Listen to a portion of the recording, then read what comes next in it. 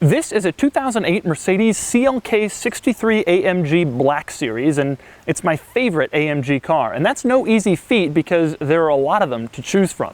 The market seems to agree with me though. When these things were new back in 2008, they sold for $136,000. That was the base MSRP. And today the average asking price for one of these on AutoTrader is just over $80,000. That's really strong resale value, especially for an AMG car. I figured by now I'd be able to pick one of these up for 18 grand, but that's not the case. By comparison, an S65 AMG from the same era would have cost about $170,000 new, and today it would sell for about as much as a used mattress with only minimal stains. Today I'm going to show you why I love this car so much and why others seem to like it too. To start, a little overview. I always thought the Mercedes CLK lineup was rather hilarious just because it stretches so far, from the base level CLK 200 that they offer in Europe with only 134 horsepower, does 0 to 60 in 11 seconds, all the way up to the CLK DTM, which is crazy, and the CLK GTR, which is really crazy. Those are truly race cars for the road. It has to be the widest ranging lineup in the entire history of the car business. Anyway, the Black Series was the craziest of the normal CLK models. It has a 500 horsepower 6.2 liter V8. That's 25 more than the regular CLK63. It was also made in limited numbers. They only sold it in 2008, and only 367 were sold in the United States, and less than 600 were sold across the world. It also had some of the coolest styling of any modern Mercedes. While everyone else is going for bright colors and giant wings and look at me craziness, Mercedes did something unusual for the Black Series. They made a cool, special, expensive sports car subtle. They added a new front bumper and a new rear diffuser. They gave it these awesome flared touring car racer fenders, and that's basically it. Normal people who see this on the street would never be able to tell they're looking at something special, but you and I can, and that's one of the things I love about it. Today I'm going to give you a tour of the CLK63 Black Series and show you all the other things I love about it, like its unusual quirks and its cool features. And then I'm going to take it out on the road and find out how this thing drives, and then of course I'm going to give it a Doug score. Click the link below to go to autotrader.com/oversteer for more of my thoughts on the Black Series and for a list of other ultra rare AMG cars currently listed for sale on AutoTrader. We start on the inside with one of the Black Series' most unique and odd features, and that would be its shift lever. A normal car's shift lever is like 8 inches tall, and this one, it's like an inch, and it's just really tiny, and you move it through the gears. It has some weight to it, surprisingly. Another thing that's weird about the shift lever is it's inside these little bristles that are made from the same material as a broom you'd use to sweep your patio. This shift lever is one of the most bizarre things about this car. I have no idea why they made it so small. I think it's to mimic some race car shift lever or something, but to this day, every time I think about the CLK63 Black Series, I think cool, beautiful, fast Mercedes, and then I think weird, stubby shift lever.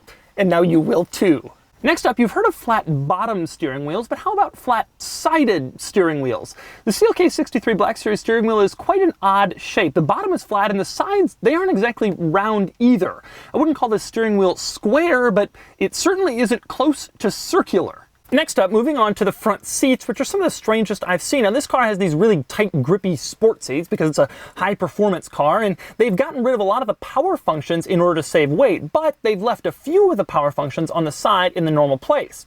And then in front of that, there's a little wheel that also has an adjustment. And then in the front of the seat, there's a lever that you can use to move the seat forward and backwards, meaning there are adjustments in 3 separate places. And then on the side of the seat, next to your right arm, there are more adjustments, power again for lumbar support. So there are 4 different places to adjust this seat. It's almost like they thought, well, we can take out all the adjustments. We gotta add one, and now we better add another, and let's add another, and then you end up with this sort of hodgepodge of seat adjustments. You never really remember which one controls which function. Interestingly, in spite of all those adjustments, there's no easy way to get into the back seat. There's no lever you pull, it'll just pull the seat forward so you can easily climb in back. Instead, you have to push the power adjustment button and then wait for the seat to move forward, and then you have to reach onto the floor and pull the lever on the floor to move the seat up in order to climb into the back seat. That's annoying to do every time you have to get into the back, right? Well, not quite. I say not quite because unlike every other CLK model, except for the DTM and the GTR, which are basically road legal race cars, the Black Series doesn't have back seats. Mercedes removed them to save weight because this is the performance model, and if you pull the back seats out, you can save weight and make the car go faster. So how much weight did they save? Well, compared to the regular CLK 550 Coupe, this car is 4 pounds lighter. That's all. See, they removed the back seats to save weight, but then they added the flared fenders and the bigger wheels and all this other stuff, and eventually all that weight just came right back on. So you have the same weight as a regular CLK, but you don't get the practicality of rear seats. So what is behind the front seats in the Black Series? Well, it's actually kind of interesting. The back seats are removed, but in their place are these carpeted holes that sort of resemble seats where you can put stuff if you really want to. In fact, this car ends up having a little bit more cargo room than the standard CLK because it removes the back seats. Other interesting things in the back seats, there are air conditioning vents back here, and there's a rear ashtray, even though there are no seat belts or seats back here for someone to actually use those things. I guess Mercedes figured it was cheaper to just make one rear center console for the whole CLK lineup than create a new one specifically for this car. Oh, and speaking of unusual things you'll find in the back seats, how about the fact that there are individual floor mats back there with the AMG logo on them, even though no one will ever put their feet on them. Another interesting thing, the battery is back here. It's under this little plastic panel, and if the battery goes dead on your CLK63 Black Series, good luck. You gotta pry out all sorts of interior trim in order to get to it in between the non-existent seats, hidden deep in the back. Now the good news is there is a jump start area under the hood in the normal spot, so you can jump this car if the battery ever dies, but if the battery is ever completely dead and you have to replace it, good luck with the most inconvenient battery change of your life. Another backseat related item I find hilarious in this car. Now, from the front seat you can roll down the front windows and the back windows like in virtually every car, but the interesting thing about this car is you can also lock out anyone else from being able to roll down the windows. Now, that's also true in most cars, but the weird thing about this car is there are no back seats, so if you lock out people from rolling down the windows, who exactly are you locking out? Not only can no one sit back there, there's not even switches back there to be able to roll the windows down, so I guess you're just locking out the person on the passenger side, who doesn't even have control of the rear windows anyway. Another example of a button that they just kept from the regular CLK because it was cheaper instead of making an entirely new one just for the Black Series. Moving on to interior storage. Now, to the right of the center screen and to the left of the glove box, there's a little hidden storage compartment, so hidden that the owner of the car didn't even know it was there. You push it and it pops right out, but it pops out at such an angle that you can't actually see what's inside if you're sitting in the driver's seat. Nonetheless, it's there for your oddly shaped items that you want to hide from people. Next, we move on to the glove box. Now, this is the only car I've ever been in where the automaker tried to make the glove box latch into a styling element. It's hidden in this silver strip that goes across the entire glove box, I don't know, to provide a little bit more attractiveness to the glove box area. Anyway, the latch itself is hidden inside the middle of this silver strip. You open it, and there's your glove box. Now, there are two interesting items you'll find inside the glove box of the Black Series. Number one, inside the glove box lid itself, there's a little hidden silver compartment for more storage. I guess you can put sunglasses in there or business cards. The other interesting thing is the iPod cord. This thing is built into the car. You can't take it out like a USB cord or anything like that. Apparently, Mercedes thought iPods would not advance at all beyond this car. Now, this was the only option on this particular Black Series. It cost $375 extra. The weird thing is, if you attached your iPod or your phone to this cord, you had to then leave it inside the glove box because the wire is too thick for the glove box to close and have the wire outside of it. In other words, you had to choose between listening to your music and plugging your phone into this thing, or having your phone outside so that you can use it for directions or changing the song. For all you young people watching, that's how we did music integration in the old days of 2008. Now, I mentioned that cord in the glove box was this car's only option, and I know that because I have the original window sticker. Now, the original MSRP base of this car was $135,000 with destination. That got it up to $136,000, and then there was a $375 option for the iPod, but the total price of this car was almost $139,000. The reason for that? That's because this car got charged a $2,600 gas guzzler tax.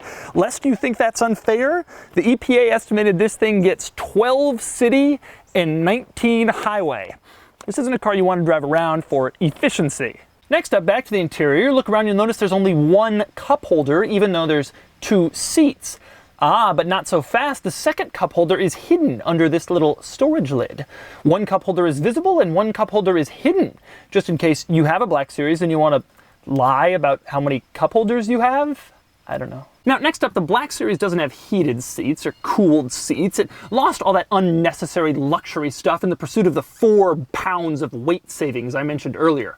But what that does mean is the Black Series has rows of blank switches in the center for where all that stuff used to be, and it looks terrible. I hate this stuff, although I have to admit it is kind of cool that the only button in the center aside from the power locks is the traction control off. That makes you feel like you're in a real performance car. I just wish they could have figured out another way to get rid of all the blanks. Another interesting quirk in this car. Because this is a coupe, the seat belts are pretty far behind you. And so when you get in, it's kind of hard to reach for them in order to put them on. This car has a solution. When you push the start-stop button, the seatbelts are delivered to you on this automatic seatbelt delivery system. Put them on and then the system goes away. It's a really cool feature. Now, I've talked about this feature a couple times. Every time I do, people are like, well, my BMW has that. Well, not everybody's been in your BMW, okay? Something else I find rather interesting. Now, there's a button right here on the driver door panel to open the trunk. Push it, the trunk opens. That's pretty simple. A lot of cars have that. That's not anything special. The weird thing is that button has a little red light on it, and it must be attached to some sensor in the trunk because that red light goes on as long as the trunk is open. When you close the trunk, the red light on the driver's door turns off. I've never seen anything like that before. A lot of cars have a little warning in the gauge cluster, hey, your trunk is on, but I've never seen one with a little tiny red light on the driver's door. Another interesting thing, that little trunk light will come on regardless of whether you open the trunk from the driver's door or from back here. Open, on, close, off. Open, on, close, off.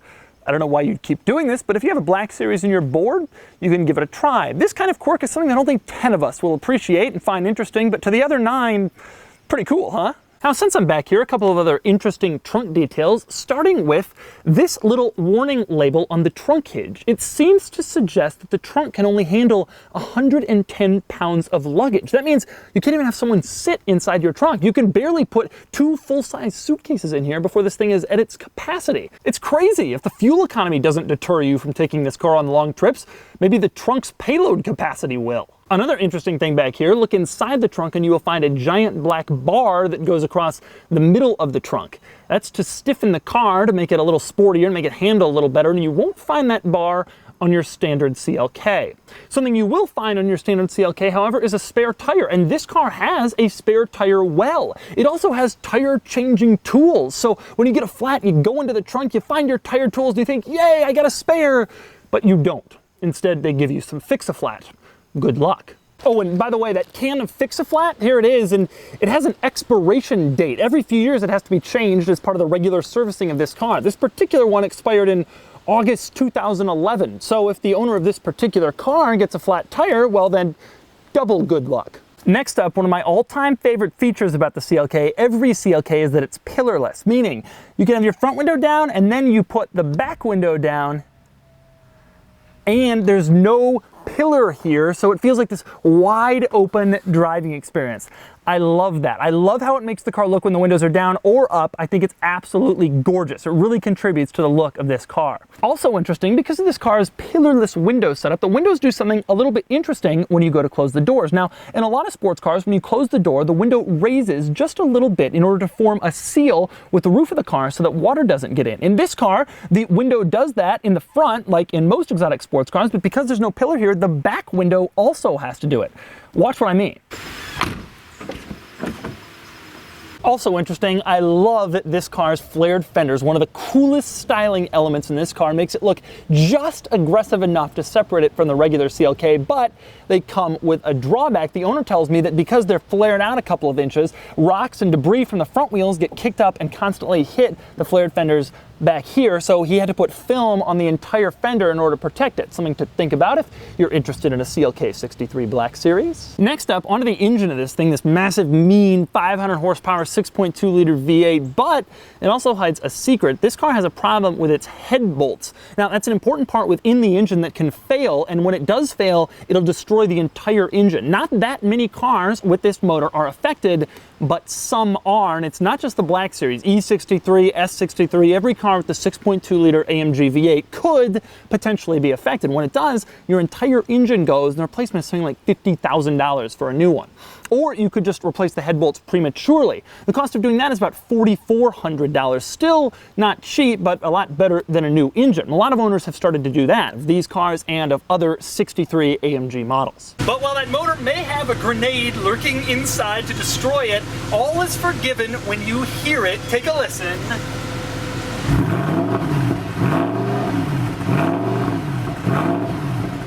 So those are all the interesting quirks and cool features of the Black Series. Now it's time to get it out on the road and take it for a spin. All right, driving the Black Series. This is something I've always wanted to do. I've always kind of wanted one of these. First things first, the ride is very harsh. You can tell that immediately. This is a sports car. They really want you to know it's a sports car and feel it's a sports car, and I do. That is a rough ride. Whoa!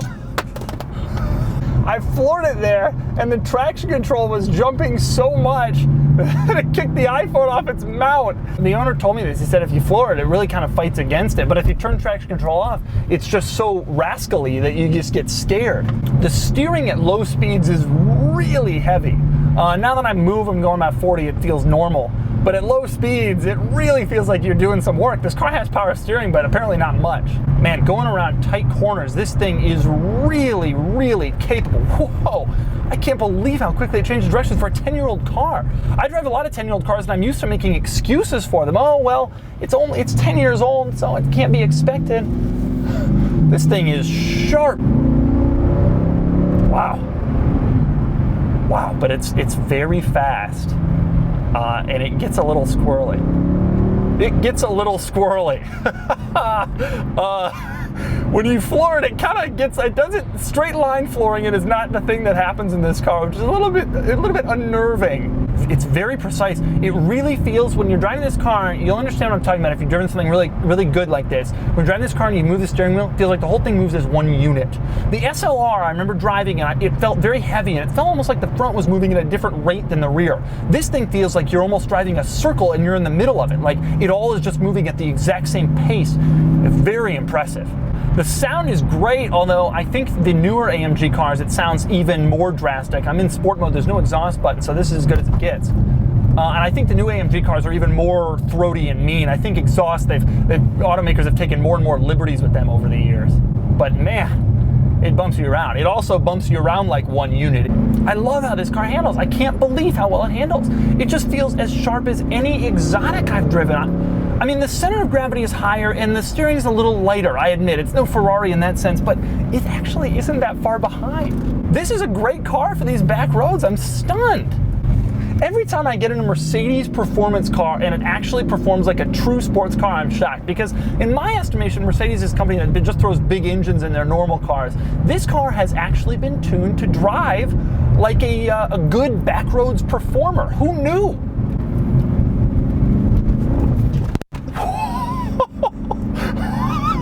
Okay, that was maybe a little much, although I wasn't going over 40 there. I went around a corner and pushed it a little bit and the tail started to come out. I don't know what the status of the tires is in this car, but I have traction control on. I'm petrified to turn it off.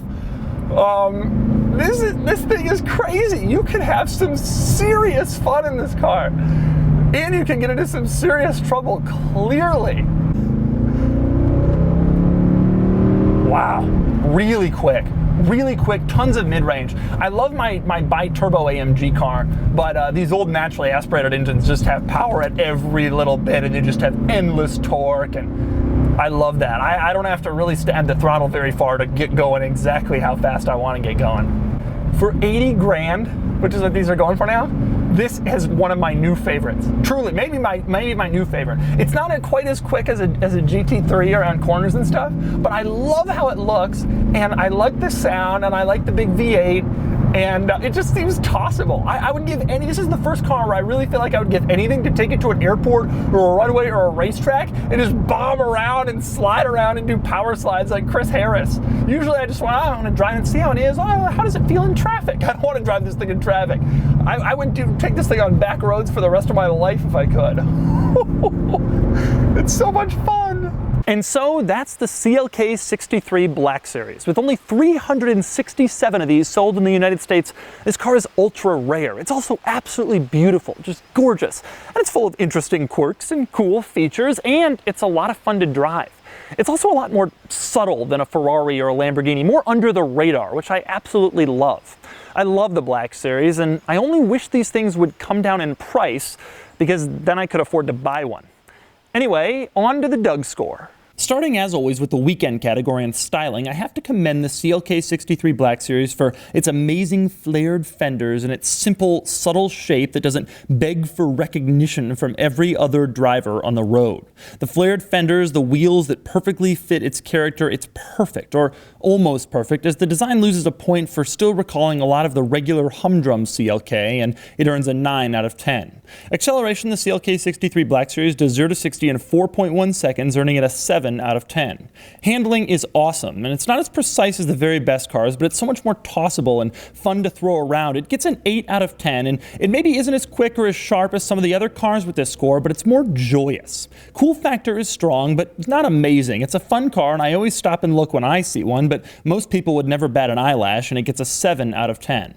Finally, importance. It's an important car in the sense that it's a rare Mercedes, but ultimately it's not even the best CLK. That honor goes to the CLK GTR, and really it's not even the second best, as that's the CLK DTM. It's cool, it's special, but it's not on the level of the very best, and it gets a 7 out of 10. That brings the total weekend score to 38 out of 50, which is quite impressive for a car from this price range. On to the daily score and features. The Black Series has some good stuff, but with no sunroof and no ventilated seats and that crazy iPod cord, it's not going to get better than a 4 out of 10. Comfort is decent. It's a rough ride, but it has nice, comfortable leather seats, and it gets a 5 out of 10. Quality is good, the interior materials are nice, and the car is high quality, but the headbolt issue under the hood prevents this car from really excelling in this category, and it gets a 6 out of 10. Practicality is acceptable. It's 10.4 cubic feet of trunk space. It's better than virtually all other exotic sports cars, but 2 seats and horrible fuel economy means it won't go above a 3 out of 10. Finally, value. Take a look back at the weekend category and you'll realize that this is the first car in its price range to score anywhere near this high. The Black Series may be expensive, but it's also a total thrill, tremendously rare and really fast, and it gets a 9 out of 10, stopping just short of a perfect score because of the pricey engine headbolt issue. That brings the total daily score to 27 out of 50, placing it near the middle of the 60 cars I've rated so far. Added up, and the total Doug score is 65 out of 100, which is a strong showing, and it places the Black Series ahead of some legends, including Mercedes' own SLR. Now you can see why this is my favorite AMG car.